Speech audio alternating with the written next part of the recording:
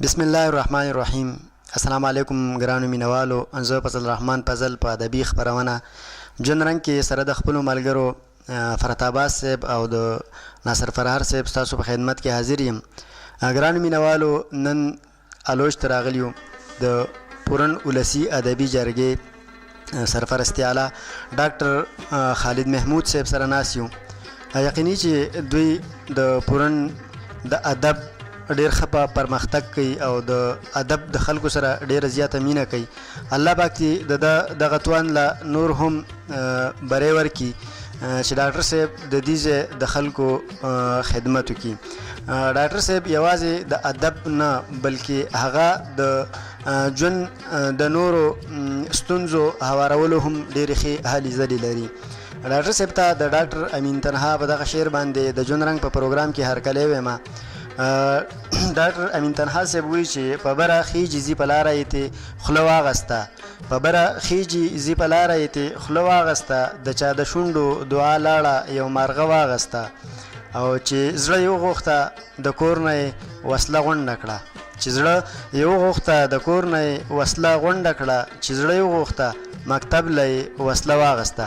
ډاکټر صاحب تاسو ته په ادبي خپرونه ژوند رنګ کې ډېر دروند تود او پښتون هرکلی وایم.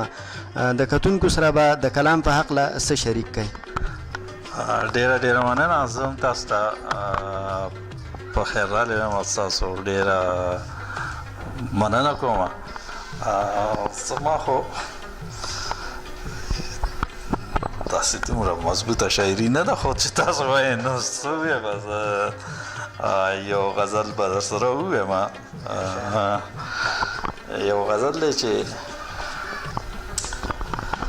ستا غمونه راټول شوي ټول مې زړه ته غاړې وځي، ستا غمونه راټول شوي ټول مې زړه ته غاړې وځي، څه ښاغلي مېلمانه دي چې کاله ته غاړې وځي، او هوش مې ستا په تکل ګرځي ګوري ستا د لټون لارې، هوش مې ستا په تکل ګرځي ګوري ستا د لټون لارې، که تر غاړه شي پیالې ته که مانځه ته غاړې وځي.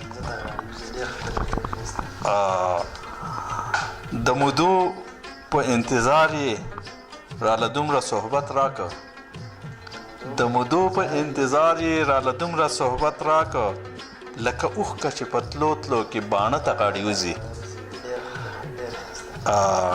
ټول راغلي په دې نیت دي چې پټوار د خنجر وکړي، ټول راغلي په دې نیت دي چې پټوار د خنجر وکړي، څوک کابل ته غاړې وځي که وانه ته غاړې وځي. ستا یادونو له مې داسې غاړه ورکړه د فراق شپه، ستا یادونو له مې داسې غاړه ورکړه د فراق شپه، څنګه ګل د لل مې ګل چې بارانه ته غاړې وځي. ستا د څنګ نه چې په څنګ دی ستا ملنګ دی ځان ته شوی، ستا د څنګ نه چې په څنګ دی ستا ملنګ دی ځان ته شوی، ځان د ځانه سره جاړي دیواله ته غاړې وځي. مننه. ډاکټر صاحب که یو کلام بل د کتونکو سره شریک کوي نو ډېره مننه به وي. ډېر خوندور کلامونه دي، ډېر خوند به وکړي. یو غزل دی وایي چې هغه څه یو ځای کېده دي چې په زور سره یو ځای شي، هغه څه یو ځای کېده دي چې په زور سره یو ځای شي، لکه سترګه ړندېده دي چې سپین تور سره یو ځای شي. او شعر دی چې هر یو کس د بل له وجې تښتېدو پورې حیران دی، هر یو کس د بل له وجې تښتېدو پورې حیران دی، څه به چم سره یو ځای شي څه به کور سره یو ځای شي. د یو قوم د جوړېدلو هر ازمیښ په سر تیر شو، د یو قوم د جوړېدلو هر ازمیښ په سر تیر شو، څه به نور پښتون دانه شي څه به نور سره یو ځای شي. د یو قوم د جوړېدلو هر ازمیښ په سر تیر شو، څه به نور پښتون دانه شي څه به نور سره یو ځای شي.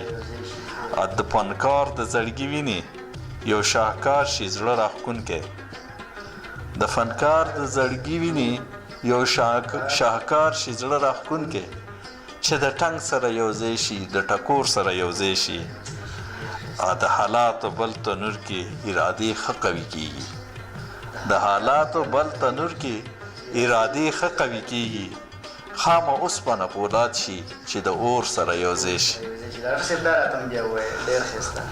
د حالاتو بل تنور کې ارادې ښه قوي کیږي خامه اوسپنه پولاد شي چې د اور سره یو ځای شي ډېره مننه ډاکټر صاحب تاسو ډېره زیاته مننه کوو چې موږ له وخت هم راکړو زموږ سره په خپرونه کې شریک شوئ الله پاک دې تاسو نور هم توان راکړي چې د پښتو د ادب خدمت وکړئ